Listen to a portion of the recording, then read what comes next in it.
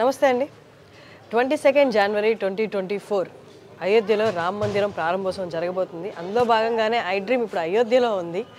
Central VHP joint secretary అయిన కోటేశ్వర శర్మ గారు కూడా వాళ్ళు మనతో ఉన్నారు. వారిని అడిగి కొంత హిస్టరీ అండ్ గుడి గురించి కూడా మనం తెలుసుకుందాం, గుడి నిర్మాణం గురించి తెలుసుకుందాం. నమస్తే సార్. నమస్కారం అమ్మా. సార్, అందరూ ఇప్పుడు గుడి ప్రారంభం జరగబోతుంది 22 అయ్యే హడావిడిలో అందరూ తండోపతండాలుగా జనాలు అయోధ్యకు వస్తున్నారు. కానీ వీటన్నిటి మధ్యలో మనం చాలా మాట్లాడుకున్నాం, నిన్న కూడా మేము మీ ఇంటర్వ్యూ తీసుకున్నాం. వీటన్నిటి మధ్యలో అందరికీ ఒక బయట వాళ్ళకి, అయోధ్య నుండి కొంచెం బయట ఉన్న వాళ్ళకి, తెలుగు స్టేట్లో వాళ్ళందరికీ ఒక్క చిన్న క్వశ్చన్ వస్తుంది. ఏంటి అంటే, ఇప్పుడు దాకా పోరాటం చేసి ఇక్కడ మాది మసీద్ ఉంది అని పోరాటం చేసిన వాళ్ళు ఇంకా అయోధ్యలో ఉన్నారా సార్? వాళ్ళు లేకపోతే చుట్టుపక్కల ప్రాంతాల్లో ఉన్నారా? అసలు వాళ్ళు ఏమయ్యారు ఇప్పుడు కనిపించట్లేదు అని? అయోధ్యలో మొదటి నుంచి ఉన్నటువంటి ముస్లింలు అలాగే ఉన్నారమ్మా. అయోధ్యలో ఉండేటువంటి ముస్లింలకి హిందువులకి ఏ రకమైనటువంటి వివాదం లేదు. నిన్న మొన్న న్యూస్ పేపర్స్లో కూడా బాబరీ మసీద్ తరఫున అయోధ్య నుంచి కోర్టుకు వెళ్ళిన ఆయన 30వ తారీఖు మొన్న ప్రధానమంత్రి గారు అయోధ్య పర్యటనకు వచ్చినప్పుడు రైల్వే స్టేషన్ని, విమానాశ్రయాన్ని ప్రారంభోత్సవం చేయడానికి వచ్చినప్పుడు మోడీ గారికి స్వాగతం చెప్పి పూలమాల వేసి స్వాగతం చెప్పినటువంటి వాళ్ళల్లో బాబరీ మసీద్ కోసం చెప్పని కేసు ఫైల్ చేసినటువంటి ఆయన కూడా పాల్గొన్నారు. ఆయన ప్రత్యేకంగా మీడియా ముందు కూడా అవును నేను ఆయన్ని స్వాగతించాను అనేటువంటి విషయాన్ని అంగీకరించారు. ఆ విషయాన్ని చెబుతూ ఆయన మాకు అయోధ్యలో ఉండేటువంటి ముస్లింలకి హిందువులకి ఏ రకమైనటువంటి వివాదాలు ఎప్పుడూ లేవు, మేమందరం కలిసిమెలిసి సామరస్యంగానే ఉంటున్నామని చెప్పారు. ఈ మిగతా రామ జన్మభూమి కేసుకు సంబంధించి మిగతా అయోధ్యకు బయట ఉన్నటువంటి ఇతరులకు సంబంధించినటువంటి వివాదమే ఎక్కువ తప్ప అయోధ్యలో ఉంటే ముస్లింలు హిందువులతోటి ఏ రకమైనటువంటి సమస్య ఎప్పుడూ లేదు, అప్పుడు లేదు, ఇప్పుడు లేదు. సార్, ఇన్విటేషన్ కూడా వెళ్ళిందా సార్ 22 గుడి ప్రారంభోత్సవానికి? తప్పనిసరిగా భూమి పూజ జరిగేటువంటి రోజుల్లో కూడా ఆగస్టు 5వ తారీఖు కార్యక్రమానికి కూడా మొదటి ఇన్విటేషన్ ఆయనకే ఇవ్వడం జరిగింది. ఇప్పుడు కూడా ఆయనకి ఇన్విటేషన్ ఇవ్వడం జరిగింది. ఆయన ప్రెస్లో కూడా నిన్న చెప్పారు, మొన్న నేను తప్పనిసరిగా ఈ ప్రతిష్ట కార్యక్రమానికి నేను పాల్గొంటున్నానని కూడా చెప్పారు ఆయన. సార్, నిన్న ఇదంతా చూస్తూ గమనిస్తున్న సమయంలో నాకు ఒకటి చెప్పడం జరిగింది సార్, అది మీరే చెప్పాలి. ఇంతకుముందు అంటే కొన్ని సంవత్సరాల క్రితము ఎవరైతే హిందువుల తరపు నుండి రామ మందిరం ఉంది ఇక్కడ అని కోర్టులో కేసేశారో, ముస్లింల తరపు నుండి ఇక్కడ మసీదే ఉందని కోర్టులో కేసేశారో, వీళ్ళిద్దరు కలిసి కోర్టుకి ఒకటే రిక్షాలో వెళ్ళి హాజరయ్యే వాళ్ళు అని చెప్పారు సార్. కలిసిమెలిసి టీ కూడా తాగేవాళ్ళు. కోర్టు విరామం సమయంలో, కోర్టులో వెయిటింగ్ సమయంలో ఒకే బెంచ్ మీద కూర్చుని సరదాగా కబుర్లు చెప్పుకుంటూ ఫ్రెండ్షిప్గానే వాళ్ళు మెలిగేవాళ్ళు. దాంట్లో ఏం అనుమానం లేదు. వాళ్ళ తరఫున వాదించినటువంటి లాయర్ కూడా వీళ్ళందరూ కూడా కలిసి జోకులు వేసుకుంటూ ఆ రకంగా కోర్టులో కలిసిమెలిసి ఉండేవాళ్ళు.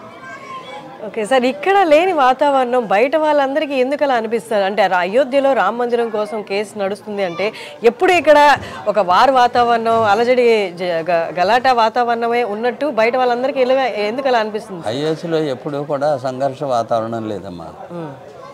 ఈ అయోధ్యకు బయట ఉండేటువంటి ఈ ప్రత్యేకమైన కొంచెం దాని అంటే వెస్టెడ్ ఇంట్రెస్ట్ కలిగినటువంటి ముస్లింలకు సంబంధించినటువంటి కొన్ని వర్గాల వాళ్ళు సాధారణ ముస్లిం సమాజాన్ని తప్పుదోవ పట్టించిన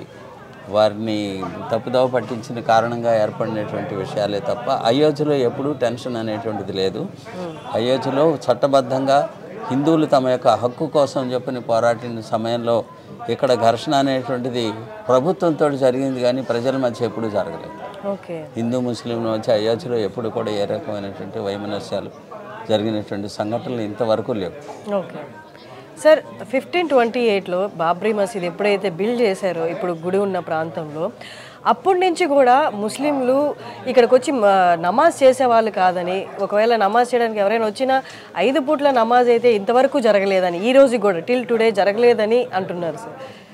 దీనికి సంబంధించినటువంటి వివరాలన్నీ హైకోర్టు విచారణ సమయంలో కోర్టుల రికార్డుల్లోనూ సుప్రీంకోర్టు రికార్డుల్లోనూ కూడా ఏవైతే రికార్డు అయి ఉన్నవో విషయాలు అవన్నీ వాస్తవంగా మనం స్వీకరించాల్సిన అవసరం ఉంటుంది. కోర్టు ముందు వచ్చినటువంటి విషయాల ప్రకారంగా 1528వ సంవత్సరంలో మసీదుని నిర్మాణం కోసం చెప్పి ప్రయత్నం చేశారు, కట్టడాన్ని నిర్మాణం చేశారు. ఆ కట్టడానికి మసీదుకు ఉండవలసినటువంటి లక్షణాలు లేవు కాబట్టి ఇది మసీదు కాదు అనేటువంటి పద్ధతిలో కేసు యొక్క టైటిల్ కూడా రామ జన్మభూమి బాబరీ మసీద్ కేసు అని, కేవలం బాబరీ మసీద్ కేసు అని లేదు, రామ జన్మభూమి బాబరీ మసీద్ కేసు అనేటువంటిది ఆ రకంగా విశ్వ హిందూ పరిషత్తు లేదా హిందూ పక్షం ఎప్పుడు కూడా దీన్ని మసీదుగా వ్యవహరించలేదు. మసీదుకు ఉన్నటువంటి లక్షణాలు లేవు దీనికి. ఇవి కేవలం గుంబజులు మాత్రమే ఉన్నాయి. మసీదుకు ఉండేటువంటి లక్షణాలు ఏమీ లేని కారణం చేత ఇది కేవలం బాబరీ కట్టడమే తప్ప బాబరీ మసీదు కాదు అనేటువంటిది కోర్టులో దాఖలాలు ఉంచడం జరిగింది. ఆ రకంగా 1528 సంవత్సరం నుంచి మసీదు ఇక్కడ ఈ స్థలంలో బాబరీ కట్టడంలో నమాజ్ చదవలేదు అనేటువంటి దాని గురించి ఖచ్చితంగా చెప్పలేము. నమాజ్ చదివి ఉంటారు. 1528 సంవత్సరం నుంచి ఈ రోజు వరకు కూడా 77-78 యుద్ధాలు జరిగినాయి. హిందువులు గెలిచినప్పుడు దేవాలయాన్ని కట్టుకుని పూజలు చేసుకున్నారు, మహమ్మదీయులు గెలిచినప్పుడు వాళ్ళు నమాజ్ చేసుకున్నారు అనేటువంటిది రికార్డులో దాఖలై ఉన్నది. అయితే 1857 సంవత్సరము నుంచి రికార్డుల ప్రకారంగా మహమ్మదీయులు ఆ బాబరీ కట్టడంలో నమాజ్ చదివినటువంటి విధంగా రికార్డు లేదు.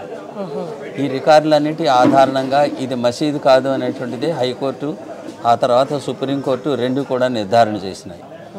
ఈ మసీదు కాకపోవడం మాత్రమే కాకుండా ముస్లిం పక్షం యొక్క వాదన ఇది మందిరాన్ని పడగొట్టి మసీదు నిర్మాణం చేయలేదు, ఖాళీ స్థలంలో నిర్మాణం చేశాము అనేటువంటిది వాదనతోటి వాళ్ళు కోర్టుకు వెళ్ళారు.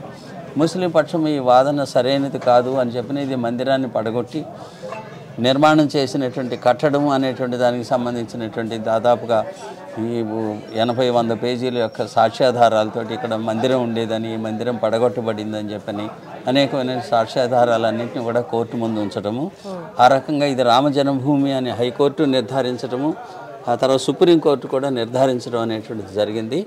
అయితే రికార్డు ప్రకారంగా 1857 సంవత్సరం నుంచి మహమ్మదీలు ఇక్కడ నమాజ్ చదివినటువంటి విధమైనటువంటి రికార్డు లేదు.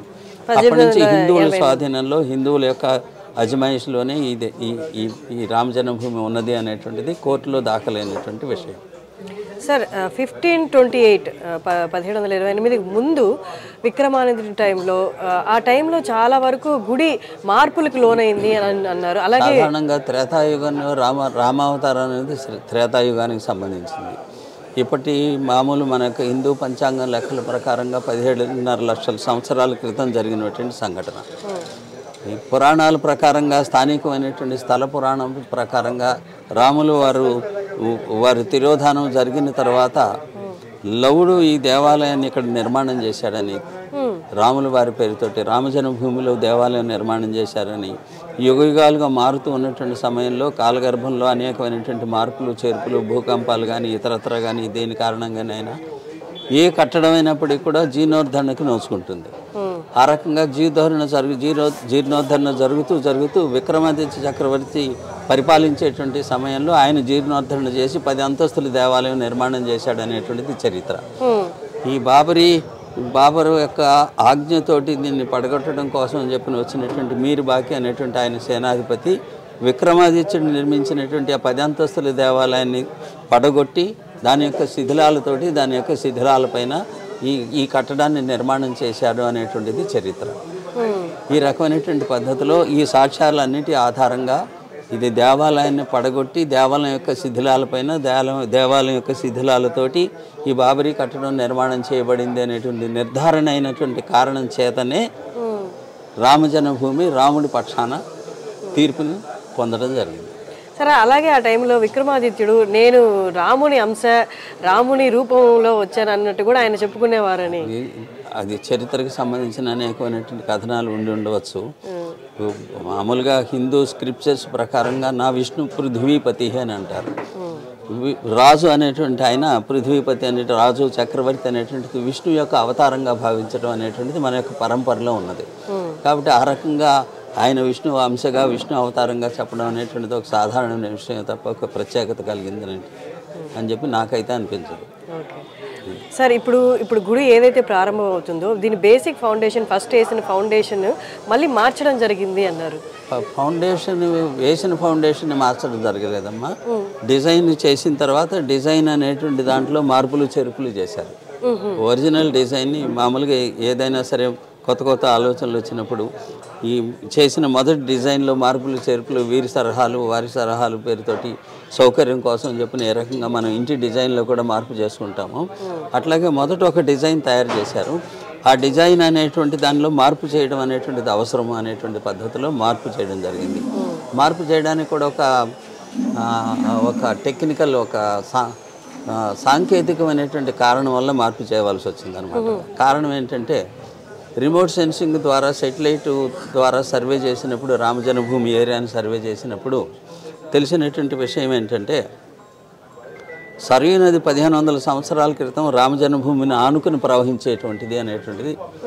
దాని కారణంగా ఇప్పటికి కూడా ఈ రామజన్మభూమి యొక్క కిందన కొన్ని అడుగుల కిందన ఎప్పటికీ కూడా సరయూ నది యొక్క జల ప్రవాహాలు ఉన్నాయని చెప్పని అంతర్వాహినిగా వాటిని టెక్నికల్ టర్మ్ సివిల్ ఇంజనీరింగ్లో పాలియో ఛానల్స్ అని అంటారు. పాలియో ఛానల్స్ ఇప్పుడు కూడా ఉన్నాయని చెప్పని వాటి యొక్క లక్షణం ఏంటంటే హై ఫ్లడ్ లెవెల్లో ఉన్నప్పుడు పూర్తిగా వరదలు ఉన్న సమయంలో ఇవి యాక్టివేట్ అవుతాయి. యాక్టివేట్ అయినప్పుడు కింద ఉండేటువంటి శాండ్ అనేటువంటిది కొట్టుకుపోతుంది. ఇసుక కొట్టుకుపోయినప్పుడు డిజైన్ దానికి తగినటువంటి విధంగా డిజైన్ చేయవలసి ఉంటుంది. మొదట చేసినటువంటి డిజైన్ అనేటువంటిది ఈ రకంగా పాలియో ఛానల్స్ కింద ఉన్నాయని చెప్పని సరయూ నది ఇక్కడ ప్రవహిస్తోంది అనేటువంటి సమాచారం అప్పటికి లేదు. కాబట్టి అప్పుడు చేసినటువంటి డిజైన్ని 1000 సంవత్సరాలు కనీసం ఈ దేవాలయం స్థిరంగా ఉండాలి అనేటట్టయితే ఈ డిజైన్ని మార్చాలి అనేటువంటి పద్ధతిలో మార్చడం జరిగిందన్నమాట. అంతే తప్ప మొట్టమొదట డిజైన్ చేసినటువంటి దాన్ని మళ్ళీ తొలగించి ఇంకో డిజైన్లోకి తీసుకురాలేదు.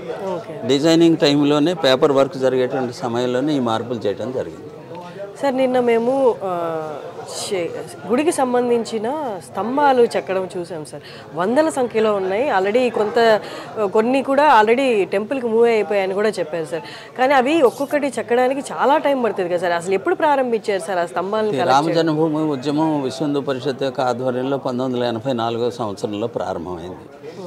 ప్రారంభమైనటువంటి మొదటి నుంచి కూడా రామజన్మభూమి మనదేను, హిందువులదేను, రాముల వారిదేను, ఇక్కడ మనం తప్పనిసరిగా మందిరం నిర్మాణం చేసుకోవాలి, చేసుకుంటాము అనేటువంటి పరిపూర్ణమైనటువంటి విశ్వాసంతో 1984, 85, 86 సంవత్సరాల్లోనే రామజన్మభూమి ఇట్లా నిర్మాణం చేయాలని చెప్పి రామజన్మభూమిని ఒక మోడల్ తయారు చేయడం జరిగింది. ఆ మోడల్కి అనుగుణమైనటువంటి పద్ధతిలో దేవాలయం నిర్మాణం చేయాలని చెప్పి నిర్ణయం అయిన తర్వాత ఆ మోడల్ని 1986 సంవత్సరంలో ప్రపంచ మొత్తంలో కూడా ప్రచారం చేశాము. రామజన్మభూమి ప్రస్తావిత రామజన్మభూమి మందిరం అనేటువంటి పేరుతో ఫోటో ఇంటింటికి వెళ్ళింది. ప్రతి గ్రామం నుంచి కూడా ఒక ఇటుక రామజన్మభూమి నిర్మాణం కోసం అని చెప్పి పంపించాలని చెప్పి రామశిలలు పూజ అనేటువంటి పేరుతో దేశవ్యాప్తంగా పూజలు జరిగినప్పుడు 12.5 లక్షల ఇటుకలు పూజించబడి అయోధ్యకి తరలించారు. ఈ సందర్భంలోనే ఇంటింటికి కూడా ఈ రకంగా రామజన్మభూమి యొక్క మోడల్, దేవాలయం యొక్క మోడల్ని పంచడం జరిగింది. ఆ రకంగా మోడల్ ఎలా ఉంటుంది అనేటువంటిది ప్రచారం అప్పటి నుంచి జరుగుతూ వచ్చింది. కాబట్టి ఈ మోడల్కి అనుగుణమైనటువంటి పద్ధతిలో అవసరమైనటువంటి డిజైనింగ్ అప్పటికే పూర్తయింది. 1990 అక్టోబర్ 30వ తేదీ జరిగినటువంటి మొదటి కరసేవకు ముందే ఈ మొత్తం దేవాలయానికి సంబంధించినటువంటి స్ట్రక్చరల్ ప్లానింగ్ స్థపతి ద్వారా తయారైపోయింది. దానికి తగినటువంటి విధంగా స్తంభాలు చెక్కడం జడ్జిమెంట్ రాగానే మనం విజయాన్ని సాధించగానే దేవాలయాన్ని వెంటనే అతి త్వరగా నిర్మాణం చేయాలనేటువంటి ఉద్దేశంతో 1990వ సంవత్సరంలోనే శిల్పాలు చెక్కడం ప్రారంభించాం. అంటే ఇప్పుడు మనకు కనిపిస్తున్న ఈ శిల్పాలు ఏవైతే ఉన్నాయో 1990 నుంచి చెక్కుతూ వచ్చినటువంటి శిల్పాలు. ఈ స్తంభాలు సార్, ఈ స్తంభాలు కూడా స్తంభాలు ఈ మొత్తం కనిపించే స్ట్రక్చర్ అంతా కూడా 90 నుంచే ఈ స్తంభాలన్నింటినీ కూడా పునాదికి సంబంధించి శిఖరం వరకు కావాల్సినటువంటి వాటి యొక్క డిజైన్కి అనుగుణంగా ఈ శిలను సెలెక్ట్ చేయడము, రాజస్థాన్లో ఉండేటువంటి శిలను సెలెక్ట్ చేయడము, దాని క్వాలిటీ సెలెక్ట్ చేయడము, క్వాలిటీ సెలెక్ట్ చేసి అయోధ్యకి తరలించడము, అయోధ్యలో చెక్కేటువంటిది కార్యశాల అనే పేరుతోటి ఇక్కడే 90వ సంవత్సరం నుంచి శిలలు చెక్కడం జరుగుతుంది. అలాగే 90వ సంవత్సరం నుంచి రాజస్థాన్లో కూడా ఒక శిల్పశాల అక్కడ నిర్మాణం చేసి అక్కడ కూడా జరుగుతూ వచ్చింది. ఆ రకంగా ఈ రెండు చోట్ల 90వ సంవత్సరం నుంచి జరుగుతూ వచ్చింది. కాబట్టి రెడీగా ఉన్నటువంటి వాటితోటి జడ్జిమెంటు 2019 సంవత్సరంలో వస్తూనే దేవాలయానికి సంబంధించినటువంటి భూమి, దానికి సంబంధించినటువంటి పర్మిషన్లు, ప్రక్రియలన్నీ పూర్తయిన వెంటనే దేవాలయం నిర్మాణం చేయడం కోసం చెప్పి సిద్ధంగా ఉన్నాయి. కాబట్టి ఇప్పుడు ఈ 2024 సంవత్సరం జనవరి 22వ తారీఖున ఈ తయారై ఉన్నటువంటి వాటితోటి యథాతథంగా వాటన్నిటిని కూడా ఉపయోగించుకుంటూ దేవాలయం నిర్మాణం చేయడానికి సాధ్యమైంది. ఈ ప్రతిష్ట కూడా ఈ తేదీ నిర్ణయించడానికి అదే కారణం. 90 నుంచి ప్రారంభం చేసినటువంటి ఈ స్తంభాలు శిల్పాలు చెక్కేటువంటి కార్యక్రమం. ఈ పర్టికులర్ డేట్ అదే రోజు అదేమైనా విశిష్టత ఉందా సార్? ఇటు మామూలుగా హిందూ పంచాంగం ప్రకారంగా, భారతీయ పంచాంగం ప్రకారంగా ముహూర్తాలు అవి నిర్ణయిస్తారు. ఈ ఉత్తరాయణంలో శుభకార్యాలు జరుగుతాయి సాధారణంగా. దేవాలయం మనం ఫస్ట్ గ్రౌండ్ ఫ్లోర్ పూర్తి చేయగలుగుతాం కాబట్టి పూర్తి అయిన వెంటనే మనం దీన్ని ప్రారంభం చేయవచ్చు అనేటువంటి దాంతో ముహూర్తాలు చూసేటప్పుడు ఉత్తమమైనటువంటి ముహూర్తంగా ఉత్తరాయణం రాగానే 22వ తారీఖు మంచి ముహూర్తం ఉన్నది అని చెప్పి పండితులు నిర్ణయం చేసినటువంటి ముహూర్తానికి అనుగుణంగా ప్రతిష్ట జరుగుతుంది. సరే, 500 ఏళ్ళుగా చేస్తున్న పోరాటము కానీ 90లోనే మీరు స్టార్ట్ చేశారు. ఇక దగ్గరలోనే ఉంది, రాబోతుంది, రామ మందిరం రాబోతుంది అని ఆ నమ్మకం గట్టిపరిచి, అంటే కోట్ల కేసు ఉండగా ఇరువైపు వాదనలు ఉండుంటాయి కదా సార్, బట్ ఆ గట్టి నమ్మకం అనేది అప్పటి నుంచే ఎలా 90 నుంచి హిందువుల యొక్క విశ్వాసం సత్సంకల్పం అనేటువంటిది నెరవేరుతుంది అనేటువంటిది ప్రగాఢమైనటువంటి విశ్వాసం హిందువులకు ఉన్నది. కాబట్టి ఆ రకంగా రామ జన్మభూమి ఉద్యమాన్ని రూపకల్పన చేసినటువంటి అశోక్ సింఘల్ గారు, అప్పుడు ఉన్నటువంటి రాష్ట్రీయ స్వయంసేవక సంఘం యొక్క నేతృత్వము, వాళ్ళందరి యొక్క సంకల్ప బలంతో ఇది అయ్యి తీరుతుంది అనేటువంటి దాని పద్ధతిలోనే అన్ని పనులు కూడా ముందుకు సాగించారు. అన్ని వ్యవస్థలన్నీ కూడా అప్పటి నుంచే ముందుగానే పరిపూర్ణమైనటువంటి స్థితిని ముందుగానే ఊహించి దానికి అనుగుణంగానే ప్రారంభం నుంచే తయారు చేసుకుంటూ ఉద్యమాన్ని నడిపించడం జరిగింది. డిఫరెంట్ పార్టీస్గా రామ జన్మభూమి కోసం పోరాటం జరుగుతుంది. బట్ 1992 తర్వాత విహెచ్పి వాళ్ళందరినీ యునైట్ చేసిందా సార్? రామ జన్మభూమి ఉద్యమం ప్రారంభం నుంచి కూడా దేశంలో ఉండేటువంటి అన్ని వర్గాల వారిని, అన్ని రాజకీయ పార్టీల వాళ్ళని కూడా ఆహ్వానించడం జరుగుతూనే ఉంది. వాళ్ళ రాజకీయ కారణాల వల్ల వాళ్ళు పాల్గొనలేకపోవచ్చు. కానీ మా అనుభవంలో 90కి ముందు 90 యొక్క ఉద్యమంలో ప్రతి రాష్ట్రంలోనూ కూడా రామ జన్మభూమి శ్రీరామ సేవా సమితి అనే పేరుతోటి మొదటి కరసేవక సందర్భంగా కమిటీలు ఏర్పాటు చేశాం. ఆ కమిటీల్లో అన్ని రాజకీయ పార్టీల వాళ్ళు ఉన్నారు. ఈ మొదటి కరసేవ తర్వాత ఈ రాజకీయమైనటువంటి ప్రవేశించిన తర్వాత, అంటే రాజకీయం ప్రవేశించడం ములాయం సింగ్ కరసేవకుల పైన కాల్పులు జరపడము, తర్వాత ప్రభుత్వాలు పతనాలు, వీటన్నిటిలో ఈ రాజకీయమైనటువంటి కారణాలు చాలా 92 వచ్చేసరికి ఇతర రాజకీయ పార్టీల వాళ్ళు పక్కకి వెళ్ళారు. మరో కారణం కూడా అయి ఉండొచ్చును. భారతీయ జనతా పార్టీ వాళ్ళ యొక్క పొలిటికల్ ఎజెండాలో వాళ్ళ తీర్మానం కూడా చేశారు, రామ జన్మభూమి అనేటువంటిది మా యొక్క ఎజెండాలో భాగం అని చెప్పని. అది కూడా కారణం అయి ఉండొచ్చు మిగతా రాజకీయ పార్టీల వాళ్ళు దీనికి దూరంగా ఉండడం బహుశా. 1992 తర్వాత అయితే యునైట్ చేసిందనే చెప్పొచ్చా సార్? 90 మొదటి కరసేవ వరకు కూడా అన్ని రాజకీయ పార్టీల వాళ్ళు రామ జన్మభూమి ఉద్యమంలో ప్రత్యక్షంగా పాల్గొన్నారు. ఆ తర్వాత నుంచి పాల్గొంటున్నారు కింది స్థాయిలో. ఓకే సార్, కరసేవ అని పెట్టడానికి రీజన్ ఏంటి సార్? కరసేవ అనేది మామూలుగా మనకి కరసేవ అనేటువంటి పంజాబీ పదం. ఈ పంజాబ్లో ఈ మన గురుద్వారాలు వాళ్ళ యొక్క దేవాలయాలు ఉంటాయి. ఈ గురుద్వారాల్లో శ్రమదానం అని తెలుగులో అంటాము. ఈ శ్రమదానాన్ని పంజాబీలో వాళ్ళు కరసేవ అంటారు, కారసేవ అంటారు, కార్యసేవ కారసేవ అంటారు. మనం మామూలుగా తెలుగులో శ్రమదానం అంటారు. ఆ రకంగా ఈ కారసేవ అనేటువంటిది శ్రమదానం కానమాట.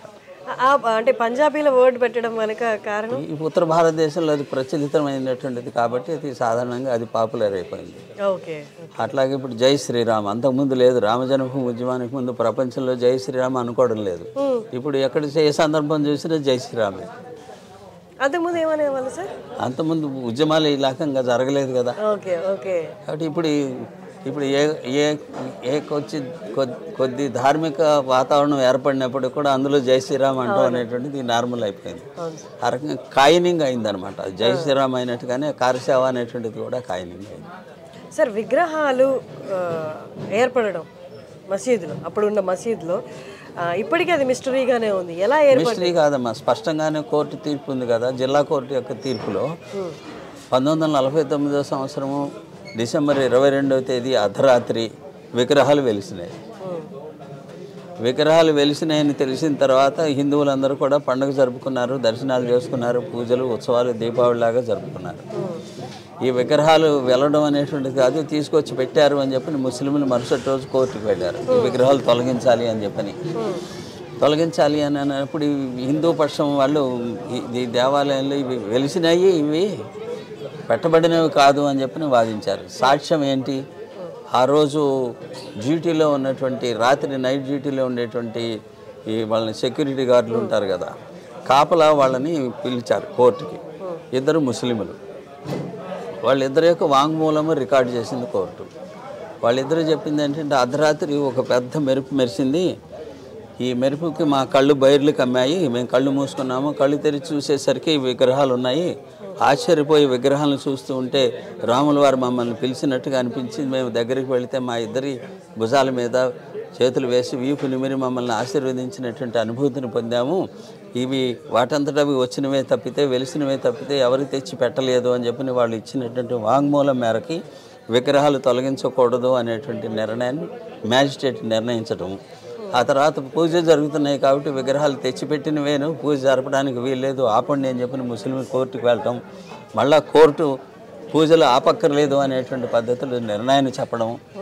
ఇదంతా జరిగి హిందువులకు అనుకూలంగా ఉన్నటువంటి జరుగుతున్నటువంటి సమయంలో ముస్లింల యొక్క ఒత్తిడి కారణంగా, కేంద్ర ప్రభుత్వం యొక్క ఒత్తిడి కారణంగా చరిత్ర ప్రకారంగా నెహ్రూ గారు జోక్యం చేసుకుని ఈ విగ్రహాలను తొలగించాలి అని చెప్పని లెటర్ రాశారని చెప్పని, ఆ లెటర్లో ఈ విగ్రహాలు తొలగించండి అని చెప్పినటువంటిది అనేప్పటికీ కూడా మ్యాజిస్ట్రేట్ ఇది అన్యాయం అని చెప్పిన మ్యాజిస్ట్రేట్ దాన్ని అంగీకరించలేదని, దాని ధర్మిలో అప్పుడు ముఖ్యమంత్రిగా ఉన్నటువంటి గోవింద వల్లభ్ పంత్ గారు 49 చివరి రోజుల్లో డిసెంబర్ మాసంలో ఎప్పుడో ఈ దేవాలయానికి కటకటాలు పెట్టించి తాళం వేసి ఈ విగ్రహాలని పబ్లిక్ దర్శించడానికి వీలు లేకుండా తాళం వేయడము, పూజారి మాత్రమే లోపలికి వెళ్ళి రోజు పూజ చేసేటువంటి విధంగా చేయడం జరిగింది. అప్పటి నుంచి అక్కడికి వచ్చేటువంటి కానుకలన్నీ 49వ సంవత్సరంలో ఈ దేవాలయానికి తాళం వేసినప్పటి నుంచి అక్కడికి వచ్చేటువంటి కానుకలన్నీ కూడా కోర్టులో జమ చేసేటువంటి విధమైనటువంటి పద్ధతులు ఏర్పాటు చేయడం జరిగింది. ఆ రకంగా గుడికి తాళం వేయబడ్డం అనేటువంటి దాని వెనకాల విగ్రహాలు వెలిసినవి అనేటువంటిది రికార్డ్ అయినటువంటి సత్యము కోర్టు రికార్డులో. విగ్రహాలకి మరి ఇప్పుడు తాళం వేసానని చెప్పారు కదా సార్, గ్రిల్స్ కట్టించి, అది ఓపెన్ అయితే ఎప్పుడు చేశారు సార్? ఈ రామ జన్మభూమి ఉద్యమం 84లో ప్రారంభించిన తర్వాత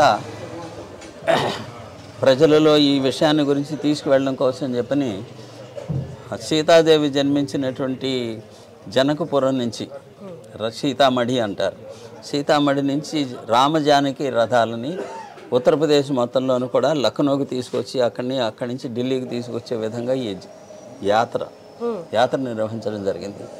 ఈ యాత్ర నిర్వహించడంలో లక్షలాది మంది పాల్గొన్నారు దీంట్లో. సరే, ఆ యాత్ర అది పూర్తయిన తర్వాత ఈ దేవాలయానికి సంబంధించినటువంటి విముక్తికి నెక్స్ట్ స్టెప్లో తాళం వేసినటువంటి తాళాన్ని తొలగించాలి అనేటువంటి ఉద్యమం చేపట్టింది. ప్రభుత్వానికి అనేక విజ్ఞప్తులు చేయడము, ప్రభుత్వం ఏ రకంగానూ స్పందించకపోవడంతో 1986వ సంవత్సరంలో రాబోయేటువంటి శివరాత్రి నాటికి మీరు కనుక తాళాలు తెరవకపోతే మేము వచ్చి మేమే తాళాలు పగలగొట్టి మా దేవుని మేము దర్శించుకుంటామని చెప్పి సాధువులు ఒక హెచ్చరిక చేశారు రామజన్మభూమి ఉద్యమం తరఫు నుంచి. ఆ ఉద్యమం ఈ ప్రకటన చేసిన తర్వాత దేశం మొత్తంలో రామ భక్తులు సాధువులు అందరూ కూడా సరైన తోడ్ని చేరారు వేల సంఖ్యలో. ఈ మేము శివరాత్రి వస్తుంది, మేము తాళం పగలు కొడతామని చెప్పని. అప్పుడు ప్రభుత్వం స్పందించి కోర్టుని ఆదేశించి దీని గురించి విచారించమని చెప్పని ఆ రోజున ఫిబ్రవరి 1వ తారీఖు 86వ సంవత్సరం ఫిబ్రవరి 1వ తారీఖున కోర్టు 11 గంటలకు కోర్టు కూర్చుని 1 గంట 1:30 సమయానికల్లా ఇది అనవసరంగా ఏ ఆర్డరు లేకుండా ఎవరో దీనికి తాళాలు వేశారు కాబట్టి ఇది అసంబద్ధమైనది, తాళాలు తెరవలసింది అని చెప్పి మ్యాజిస్ట్రేట్ కోర్టు ఇచ్చినటువంటి తీర్పు మేరకి మధ్యాహ్నం 2 గంటలకి తాళాలు తెరవడం జరిగింది. అప్పటి నుంచి ప్రజలు దర్శనం చేసుకుంటూ ఉన్నారు. ఈ తాళం వేయడము, తాళం తొలగించడం వెనకాల ఉన్నటువంటి గాథ ఇది. సార్, ఇప్పుడు మీరు నిర్మిస్తున్న సాధువుల కోసం, బస చేయడం కోసం మీరు నిర్మిస్తున్న ఇవన్నీ ఎన్ని రోజుల నుంచి జరుగుతుంది సార్? ఎంతకాలం జరగబోతుంది ఇలాగే? ఇంకా ఈ స్థలం రామజన్మభూమి ట్రస్ట్ వాళ్ళు ఈ స్థలాన్ని పరిచయం చేశారు, కొన్నారు. అప్పుడు ఇది జామ తోట అన్నమాట. ఇదంతా కూడా దీన్ని కొనడం జరిగింది. కొన్నప్పటి నుంచి దీని లో లెవెల్లో ఉంటే దీన్ని సుమారుగా సెప్టెంబర్ నుంచి ఇది ఇక్కడ పని ప్రారంభించడం జరిగింది. ఇక దాదాపుగా 4 అడుగుల కింద నుంచి ఈ మట్టిని లెవెలింగ్ చేసుకుంటూ దీన్ని ఈ లెవెల్కి తీసుకురావడం సెప్టెంబర్ నుంచి ప్రారంభమైంది. యాక్చువల్ నిర్మాణం అనేటువంటిది ఈ నవంబర్ 20వ తారీఖు నుంచి ఇక్కడ పూజ చేసి నిర్మాణం చేయడం, మార్కింగ్ చేయడం, నగరాలు నిర్మాణం చేయడం కోసం ఆ రకంగా చేయడం. సార్ వాళ్ళ కోసం ఇంకా ఎన్ని రోజులు ఇలా ఉండబోతుంది సార్? ఇది పర్మనెంట్ అయ్యే ఛాన్సెస్ ఉన్నాయి? పర్మనెంట్ లేదమ్మా, ఇవన్నీ కూడా టెంట్ హౌస్ వాళ్ళకి, షామియానా కంపెనీలు వాళ్ళకి కాంట్రాక్ట్ ఇచ్చి వాళ్ళ చేత చేయించడం జరిగింది. ఈ కార్యక్రమం ఫిబ్రవరి ఆఖరు వరకు ఈ వ్యవస్థ ఉంటుంది. ఫిబ్రవరి ఆఖరు తర్వాత వాళ్ళు విప్ప తీసుకుని వెళ్తారు. సార్ అలాగే పుల్లారెడ్డి స్వీట్స్ ఉన్నారు కదా సార్, వాళ్ళు కూడా ఇక్కడ స్థలం ఇచ్చారని ట్రస్ట్కి స్థలం వాళ్ళు ఇవ్వలేదమ్మా. ఆయన కూడా ఇక్కడ స్థలం కొన్నారని లేదు, నాకు తెలిసినంతవరకు వాళ్ళు ఇక్కడ స్థలం కొనడం కానీ, స్థలం ఇక్కడ దేవాలయానికి ఇవ్వడం కానీ అలాంటిది ఏం జరగలేదు. సార్ కోర్టులో కేసు జరుగుతున్న టైంలో పుల్లారెడ్డి గారు అప్పుడు కూడా ఆ టైంలో కూడా డబ్బుల ద్వారా వారి చేయూతను కూడా వారు కూడా ముందుకు వచ్చారు అని సహాయం చేశారు.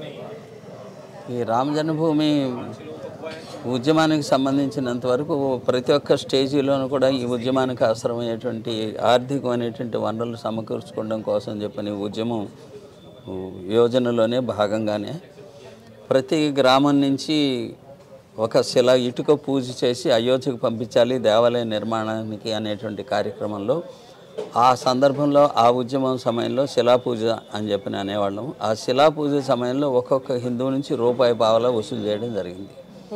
ఈ రూపాయి పావలా ద్వారా వసూలు చేసినటువంటి మొత్తం సొమ్ము 10.5 కోట్ల రూపాయలు సుమారుగా.